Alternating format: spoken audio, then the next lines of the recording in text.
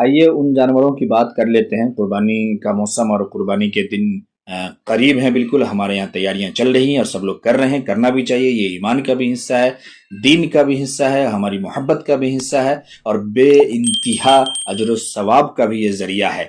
تو اب جب ہم قربانی کے لیے جانور لیتے ہیں یا قربانی کا سارا انتظام کرتے ہیں، تو اس میں جانور کی عمریں کیا ہونی چاہیے وہ پہلے بتایا جا چکا ہے۔ جانور کون کون سے کر سکتے ہیں وہ بتائے جا چکے ہیں کہ بکری کے جنس سے بھیڑ ہو، دمبا ہو، چھترا ہو، یہ کر سکتے ہیں، ہے نا۔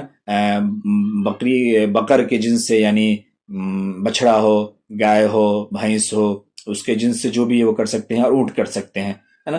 اونٹ ہو، اونٹنی ہو، کوئی بھی ہو، کر سکتے ہیں۔ اچھا مسئلہ سمجھیں، جس کے نر کی قربانی ہوتی ہے اس کے مادہ کی بھی قربانی ہوتی ہے۔ ہمارے یہاں کچھ ایک چیزیں الگ پائی جاتی ہے کہ کچھ لوگ کسی جانور کے نر کی قربانی تو پسند کرتے ہیں، مادہ کی نہیں کرتے ہیں۔ جیسے لوگ بکرا کی تو پسند کرتے ہیں، بکری کی نہیں، ہاں، کہ کہتے ہیں کہ ہوگی ہی نہیں۔ یہ غلط بات ہے۔ یہ ایک اپنے مزاج کے اعتبار سے نہ کرنا یہ ایک الگ مسئلہ ہے، لیکن شریعت لا کے کہہ دینا کہ نہیں ہوگا دین کے اعتبار سے، یہ غلط بات ہے۔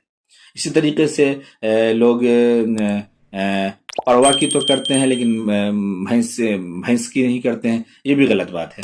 پھر یہ لوگ گائے کی کرتے ہیں بڑے میں، اور پھر اس کے بچڑے کو زیادہ ترجیح نہیں دیتے ہیں۔ کچھ تو بالکل مانتے ہی نہیں کہ اس کی قربانی ہوگی، یہ غلط بات ہے۔ آپ کے مزاج میں کوئی چیز ہے، آپ کسی کا کھانا پسند کرتے ہیں نہیں پسند کرتے، یہ ایک الگ مسئلہ ہے نا۔ کسی میں کوئی چیز معمولی طبی اعتبار سے ہو، یہ ایک الگ مسئلہ ہے، لیکن دین لا کے شامل کر دینا کہ نہیں ہوگا، یہ غلط چیز ہے۔ اس کو بہت پورے طور پر دھیان رکھیں۔ جس عیب دار کی قربانی درست نہیں ہے، میں اس کو عرض کرنے لگا ہوں کچھ باتیں، اس کو غور سے سمجھے، اور بس وہی چیز ہے۔ ورنہ ایک مسئلہ یاد رکھے کہ جس کے نر کی قربانی جائز ہے اس کے مادہ کی بھی جائز ہے، یا جس کے مادہ کی جائز ہے اس کے نر کی بھی جائز ہے، یہ درست رکھیے گا۔ تو وہ ان جانوروں کو دیکھ لیتے ہیں، ذرا وقت ہوا جا رہا ہے کہ ایسا جانور جو جانور اندھا یا کانا ہو، ایک آنکھ کی تہائی روشنی یا اس سے زیادہ جاتی رہی ہو، اتنی روشنی چلی گئی ہو کہ وہ چارہ بھی نہ دیکھ پا رہا ہو صحیح سے، ہے نا، یا کان کا تہائی یا تہائی سے زیادہ حصہ کٹ گیا ہو، یا تہائی دم یا تہائی سے زیادہ دم کٹی ہوئی ہو، تو اس جانور کی قربانی درست نہیں ہے۔ کسی بھی عیب میں ذرا دھیان رکھیے گا کہ وہ عیب تہائی تک ہو، اگر تہائی یا تہائی سے زیادہ ہے تو درست نہیں ہے۔ اسی طریقے سے کوئی جانور خارش زدہ ہے اور اس کے خارش کی وجہ سے وہ جانور بالکل دبلا پتلا کمزور ہو گیا ہے، یا وہ پورا عیب دار ہو گیا ہے بہت زیادہ، جو دیکھنے ہی میں درست نہیں ہے، قیمت اس کی نہیں بن رہی ہے، تو اس کی بھی قربانی درست نہیں ہے۔ اچھا، عیب کے تعلق سے ایک مسئلہ یہ بھی یاد رکھیے گا کہ کوئی ایسا عیب جس کی وجہ سے جانور کی قیمت کم پڑ جائے، اس عیب کی وجہ سے بھی قربانی درست نہیں ہوتی ہے، اسی کو عیب مانتے ہیں۔ باقی چھوٹی موٹی چیز جس سے جانور کی قیمت پر، جانور کی حیثیت پر کوئی فرق نہ پڑے، وہ درست ہے۔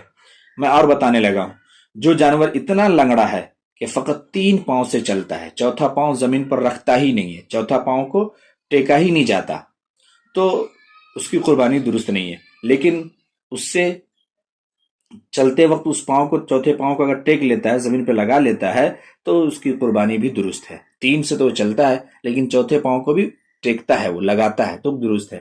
ورنہ ایسا کہ ایک پاؤں کو لگاتا ہی نہیں، تب درست نہیں ہے۔ اگر چلتے وقت وہ پاؤں زمین پر ٹیک کر چلتا ہے اور چلنے میں اس سے سہارا لگتا ہے لیکن لنگڑا کر چلتا ہے، تو اس کی قربانی درست ہے۔ اس طریقے سے اتنا دبلا یا بالکل مریل جانور جس کی ہڈیوں میں بالکل گدا نہ ہو، جو قربان گاہ تک چل کے بھی نہ جا سکتا اور دھکے مار کے لے جانے پڑتے ہوں، اس کی قربانی درست نہیں ہے۔ اور اگر اتنا دبلا نہ ہو تو دبلے ہونے سے کچھ نہیں ہے، اس کی قربانی درست ہے، لیکن موٹے تازے جانور کی قربانی کرنا یہ زیادہ بہتر ہے۔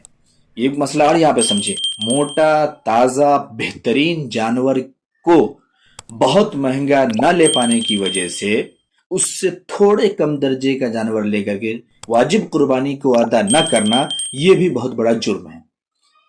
اوسط ہو، متوسط درجے کا جانور لیں، جو بالکل شریعت یہ کہتی ہے کہ ایک دم نچلے حصے کا جانور نہیں ہو، باقی اس سے اوپر کا، اس سے اوپر کا، اس سے اوپر کا۔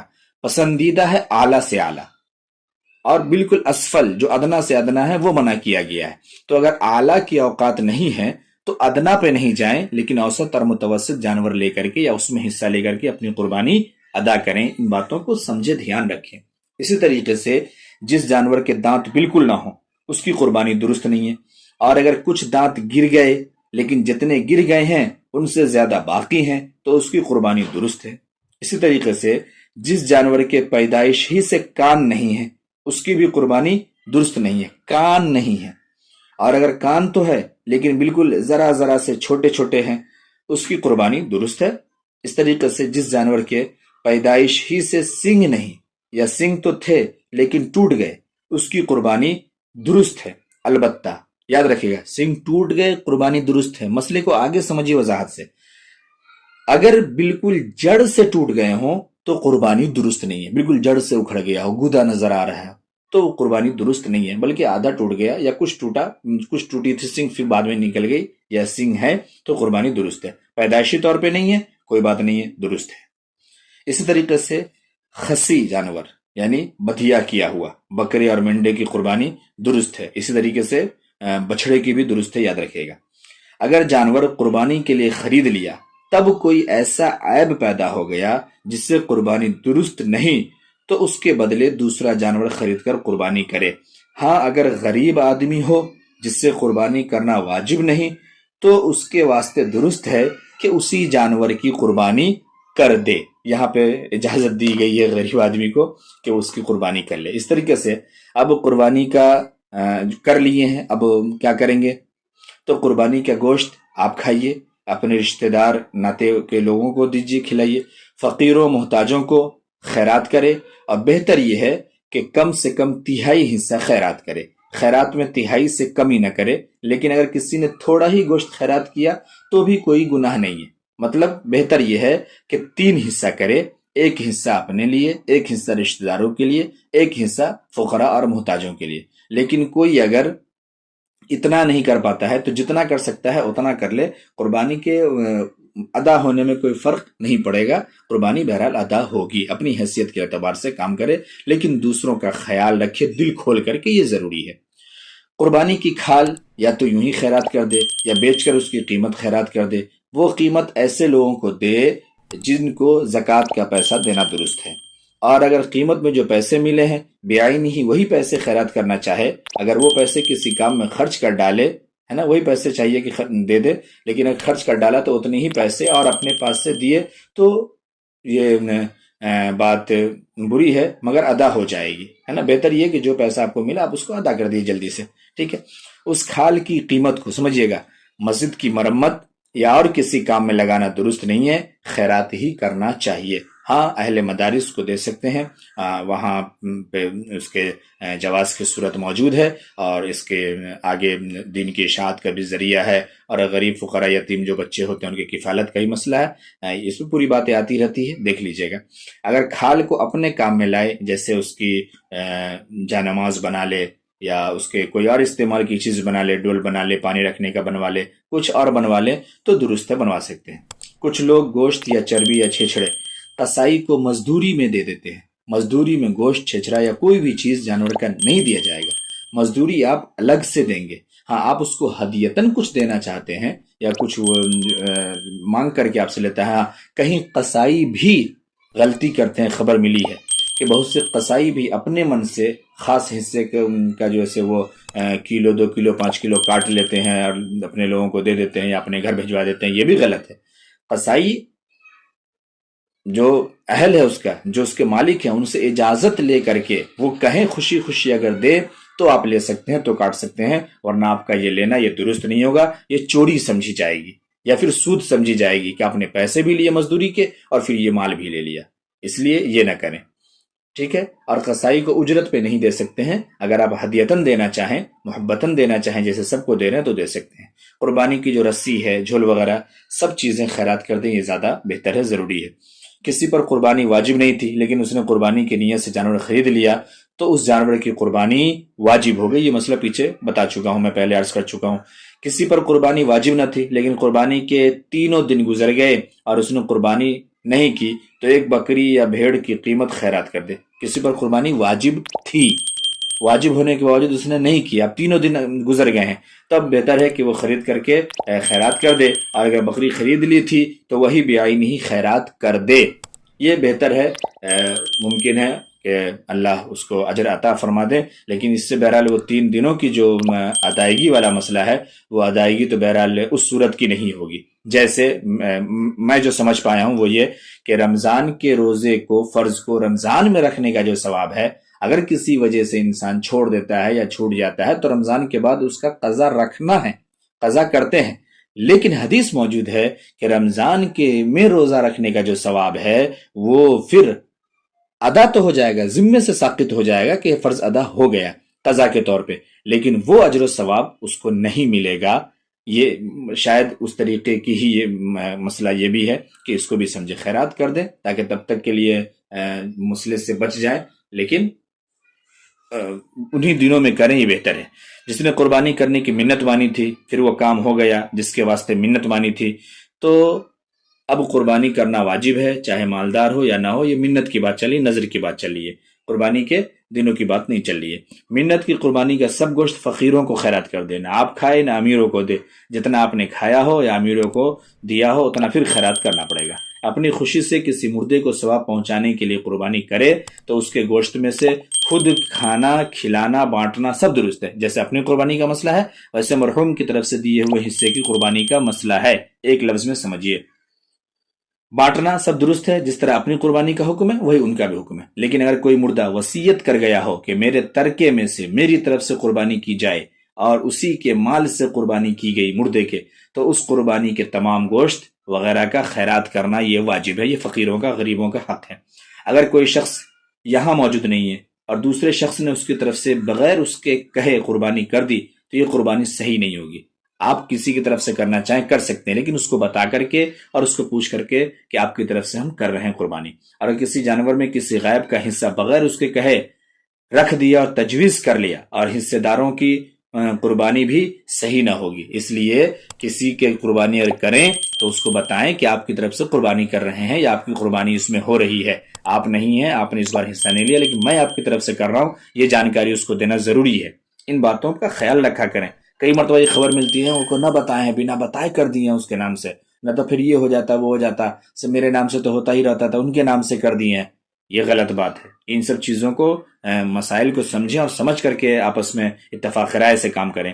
اگر ایک جانور میں کئی آدمی شریک ہیں اور وہ سب گوشت کو آپس میں تقسیم نہیں کرتے بلکہ ایک ساتھ ہی فقراء و احباب کو تقسیم کرنا یا پکا کر کھلانا چاہیں تو بھی جائز ہے۔ اگر تقسیم کریں گے تو اس میں برابری ضروری ہے۔ بات سمجھ میں آئی؟ بہت سارے لوگ ہیں، جیسے میں اپنے گھر کے لوگوں کے ساتھ کرتا ہوں تو اکٹھے ہی ہم لوگ، بھائیوں کا حصہ ہوتا ہے، لیکن بھائیوں کے حصے میں سے یہ طے ہوتا ہے کہ بھائی اپنے ضرورت کے لیے، پکانے کے لیے جو نکالنا ہوتا ہے نکالتے ہیں، باقی وہیں سے پیک کر کے سب کو بانٹ دیتے ہیں۔ اتفاق رائے سے، رضامندی سے ہوتی ہے۔ اگر ایسے 7 آدمی جو بھی شامل ہے اگر وہ کہتے ہیں کہ مکمل تقسیم کا ہے، وہ سب کو بانٹ دیا جائے تو درست ہے۔ اور فقراؤں میں، یا اگر یہ کہتے ہیں کہ بھائی سب کو اکٹھا پکا لو، پھر پکا کے سب کو کھلا دیتے ہیں تو بھی درست ہے۔ لیکن اگر تقسیم کی بات آئے گی کہ سب کو اپنا اپنا چاہیے تو پھر برابر برابر تقسیم کرنے ہوں گے، اٹکل بازی سے کام نہیں چلے گی۔ اس بات کو سمجھنا ہے۔ قربانی کی کھال کی قیمت کسی کو اجرت میں دینا یہ بھی جائز نہیں ہے، کیونکہ اس کا خیرات کرنا ضروری ہے۔ یہ پیچھے سمجھا چکا، پہلے بتا چکا آپ کو۔ بڑے غور سے ان سب چیزوں کا خیال رکھا کیجیے۔ قربانی کا گوشت کافر کو دینا، دوسرے کو دینا، اہل وطن کو دینا جائز ہے، بشرطے کہ اجرت میں نہ دیا جائے، اجرت میں نہ دیا جائے۔ اہل وطن کو دے سکتے ہیں، کھلا سکتے ہیں، کوئی مسئلہ نہیں ہے، دے سکتے ہیں، جائز ہے۔ اگر کوئی جانور گابھن ہو تو اس کی قربانی جائز ہے۔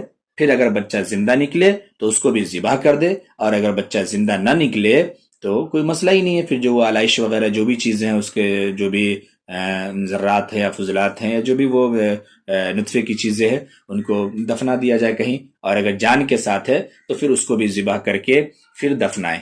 میں اس سے پیچھے والے مسئلے میں تھوڑی سی بات کے 1-2 لفظ کرنا چاہتا ہوں کہ ہمارے یہاں بھی اس طریقے کی خبر ملتی ہے اور ملی ہے کہ لوگ قربانی جب کرتے ہیں تو عموماً جب بکرے کی قربانی جو لوگ کرتے ہیں وہ کیا کرتے ہیں کہ ان کے یہاں سے بہت سے برادران وطن بھائی جو ہیں وہ ملنے جلنے آتے ہیں، اور آنا چاہیے، ہمیں بھی جانا چاہیے، وہ بھی آتے ہیں۔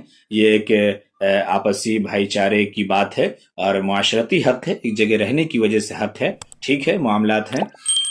لیکن ایک مسئلہ یہاں پہ یہ آتا ہے کہ یہ خبر ملی ہے کہ لوگ ایسے لوگوں کو دے دیتے ہیں، اور کچھ لوگ اس قسم کے منتظر بھی رہتے ہیں کہ پھر وہ رات میں جو ہے اس کے کباب کے ساتھ میں شراب بھی چلاتے ہیں۔